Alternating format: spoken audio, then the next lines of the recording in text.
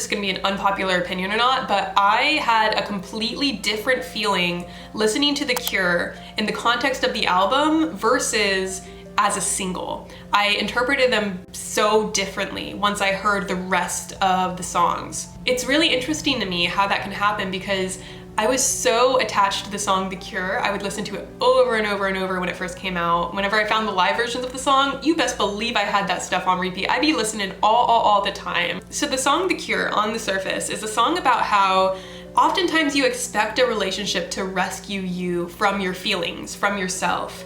And the cure refers to, like, you were supposed to be my cure. Like, I feel bad about myself, and whenever I love you, I feel better. And so you are the cure for the bad that I feel. And the song is about realizing no amount of loving you will cure the bad that I feel. I will just always have that there unless I do something about it. I have to use my agency to do something about the bad that I feel. You have no control over that for me. So that is a really hard-hitting concept, right? Even independent of the album, it is a really, really important thing for everyone to learn in their first, hopefully you learn this in your first heartbreak, who's to say? At some point in your life, you have to learn this, that no person can be responsible for your happiness. You are responsible for that in yourself. I really love the lyrics here where she says, "It feels like medication and it's good for me, I'm sure, but it doesn't matter how your love feels anymore. It'll never be the cure." That's essentially the part that refers to the title. And I really love the part that talks about medication because that's how love can feel a lot of times, isn't it? It can feel intoxicating. It can feel like a band-aid over anything that you're feeling in any present moment. You can just be overcome with how much you love this other person. I even remember in my own life, I was talking to someone one time, and I won't give names in case people watch these videos, but I remember a friend was talking to me and she was like, she asked someone for advice in her life about what to do when you feel so down, you know, like you feel so down, you don't know what to do. And the advice she was given is think about what you can do for other people. And she was like, well, what if there's no one around? And then the response was, think about what you can do when they come back. Like it was this self-sacrificial feeling, this long-suffering feeling of putting yourself down so that you can always be in servitude of others. And that's sort of the mindset that this song is talking about, feeling like you almost don't exist because all you can think about is other people. And in some ways that can feel nice, to feel like you can take care of others, right? And in the music video, she's even a doctor, like she's taking care of other people. This whole song, this whole album, it just really hits home for a lot of the things that I've experienced in my own life. I really love this song a lot. So let's talk about how the interpretation for me changed. When I first heard this song as a single, I interpreted it as "you will never be able to fix my hurt," which is true. That is a true statement and it's definitely a true message. But I don't know, in the context of all of these songs, part of me believes that how do I even say this? Essentially, because I don't want to try to assume that I know what the writer is feeling in any certain moment. It's important to remember that whenever you create something like an album, like a work of art, once you create it, it's no longer yours. It's released into the world, it has its own entity almost. And so when I heard this song the second time, if I'm treating this as its own entity, it's almost like this is the first amounts of doubt that's felt, and it's felt not because of yourself, not because you like have something in you that no one can fix, but rather you're accurately perceiving non-commitment. Like you're accurately perceiving that this person is not committed to you and this person is not going to like be the person that you want them to be in your life. And this is the first time that you're accurately perceiving that. As we move on in the album, we see that that comes true. We see that this person is unable to commit to her. They're unable to show up, be brave, as we're going to talk about in Cigarette Smoke. They're unable to be that person for her. And so The Cure, in the context of all of these songs, not as just a single, is not necessarily a, oh, you can't fix me, I have to fix me song. Instead, it's a, like erosion of self-trust. Like there's this part of you that knows the truth that this person is not right for you, and you're feeling the effects of that. You're feeling the "you're not showing up for me" effect of how they're treating you, but you're trying to say, "Oh, I'm in my head about it. I'm being too jealous. I'm making stuff up. I need to fix whatever I'm feeling." That's sort of what this song gives to me. Tell me in the comments if you agree or not. Of course, there's lots of different ways to interpret anything, any work of art, but that's just what this song really makes me feel like, is this almost like silencing of self, this accurate perception of "you're not there for me," and then trying to blame yourself for feeling that. You're like, "Oh wait, no, you're good, I'm bad." And it's sort of that tug of war going on between your instinct that is correct, saying, "You're not going to show up for me, you aren't showing up for me currently," and the part that wants to protect the relationship. Like that's what this song is to me now in the context of the album, this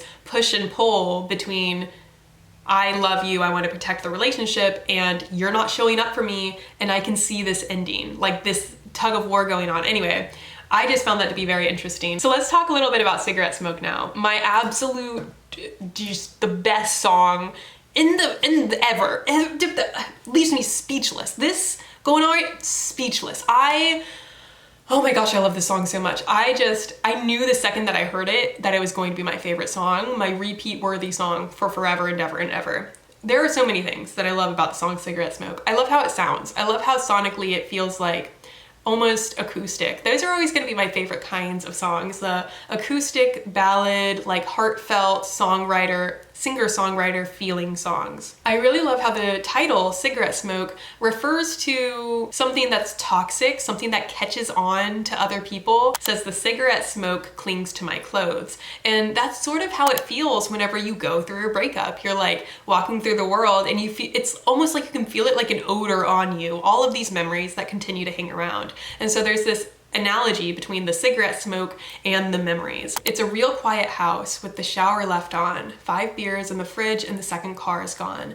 I love, love, love the imagery that this paints. It's this very like somber feeling, like just quiet image in your head of almost like, I even picture the house pretty much empty. Like this person has just taken their things and left. The concept of 5 beers in the fridge to me as well, I always imagine this being like, you only bought this beverage for the other person who has left. And this is not a beverage that you drink. This is only solely for them. And now that they are gone, what are you supposed to do with the rest of it? With the shower still on, I always imagine it's just the little drip, drip, drip of the faucet, just barely almost turned off but not quite there. It's that kind of mundane experience where you might have to say, "Hey, you left the shower on, remember, turn it all the way off."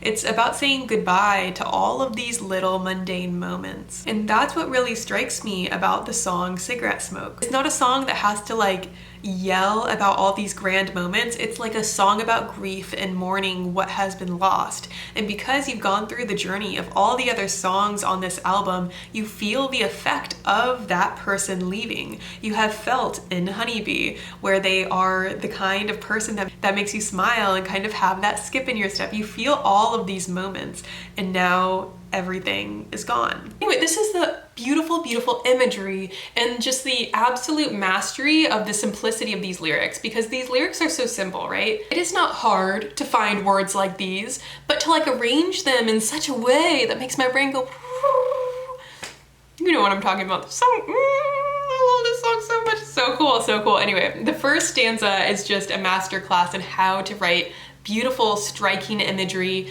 that is universal, but also just feels so particular and unique. Another thing that I love about this album is that it feels like a movie itself. It feels like watching scene by scene of a movie. A lot of times when I listen to songs, I feel like I'm looking through a window into a situation, you know, and it's only like a little snapshot of the situation. I only get to see like 10 minutes of the movie. I don't get to see the full movie. But when I listen to this album, it feels like I got to see start to finish exactly what happened, and what a gift that is, right? For this kind of like song, for this kind of album to document your life that way. Because whenever you fall in and out of love, it's so frequent for after everything ends to look back and to go, oh, none of that was real. They didn't really love me. They blah, blah, blah. You know, like to go back and like try to muddy the picture that used to be there, throw away all the memories, and to tell yourself that none of it was real. And something very interesting about this album is that it proves that all of those things existed, all of those happy feelings, all of those really rich experiences, all of that did indeed exist, and you can't deny its existence because of these songs. And I love it to the extent that there are a couple songs on this album that initially I didn't love all too much. Like I remember like wanting to skip them because I'm like, oh, I'm not in the mood to listen to this one, but I couldn't bring myself to do it. I couldn't bring myself to skip the song because I was like, but I'm gonna be it feels like skipping an episode of a TV show. I'm not gonna skip an episode of a TV show. No. So I'm gonna listen to it. I'm gonna listen to the song. And by listening to it more frequently, usually I do enjoy the song more. Like I'm like, oh, actually I do like these other parts of the song and such. So I just found that to be so interesting. Now here comes the part that wants to drive the stake through your heart, if you know what I mean. This part, the lyrics in this song where she says, tell me something honest so the memories turn dark. You know what that reminds me of, my dear friend? Honeybee, where she says, I can't describe this in a way that feels honest. Anybody else? Anybody else? You know why she couldn't describe it in a way that feels honest? Because the honesty is the leaving part. I'll see myself out. Now you see my pain. You see why I love this album so much, don't you? You see how everything is so interconnected. And you want to talk about interconnected? There's a lyric in this song that says, it's better than begging for you to stand up for me, honeybee. Reference to honeybee, reference to begging. It's a universe. This song is a universe. The album is a universe. Oh my gosh. I love how this album really feels like a full experience when you listen to it. There are so many like opportunities in life these days to just write something for a cheap thrill, to write something to get quick attention, to write something that just sounds good. But this album to me is like a real breath of fresh air because it feels like real experience. It feels like real heart and true yearning, like all of these different emotions that happen in this song. Like it makes me feel alive when I listen to it. And I absolutely love the bravery that it takes to put out something so personal. I love how the song Cigarette Smoke feels like a final goodbye, and it feels like a true close to the story.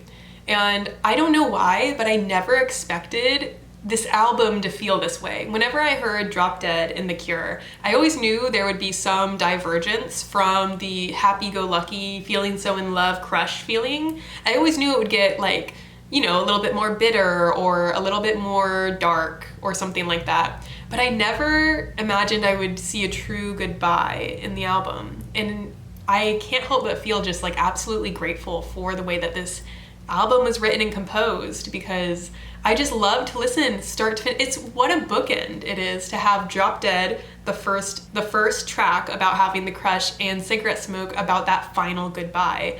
It like, it's just, I just love it so much. And I really do wonder how I might have responded to this song if I were younger, like, you know, still experiencing these kinds of emotions. Like, I wonder how I could have been helped by an album like this. And it just, you know, it hits me in my feels, because I really do feel for my younger self who had to learn all of this by myself. And now kids growing up in this day and age will be able to listen to this song at freaking like 16 years old and be like, Olivia Rodrigo, you get it, girl. And I just had to figure it out by myself, man. Jealousy. Okay, all right, I think I've rambled for long enough. I actually have a closing argument for you, because I indeed started this video because I was upset with critical opinions of something that I love dearly. But what if I were to tell you I also have a critical opinion of this album? I have one critical opinion. I have a problem with one aspect of it. Nothing to do with songwriting, nothing to do with the arrangement, kind of, technically. If you want a rant in the other direction, a critical eye, perhaps, about, I feel like I'm like lurking in the shadows like a little criminal right now, saying I might have a critical opinion on the internet. Everybody does. Everybody does, that's why we're here. Let me know if you're interested in that video. Or if you have any other questions, if you want to dissect more songs with me, if you want to talk lyrics, if you want to talk fun, creative pop moments, let me know, because I'm all about it. I am actually glad that the internet made me mad today, because I've been wanting to film this video for a while and I never felt like I had the energy, and now I had the spite to film this video. Anyway, 'tis what it is. What do you think about this album? Tell me only positive opinions in the comments, please. No, I'm just kidding. Or am I? Or am I? Tell me something honest so the memories go dark. That's what this song does to me.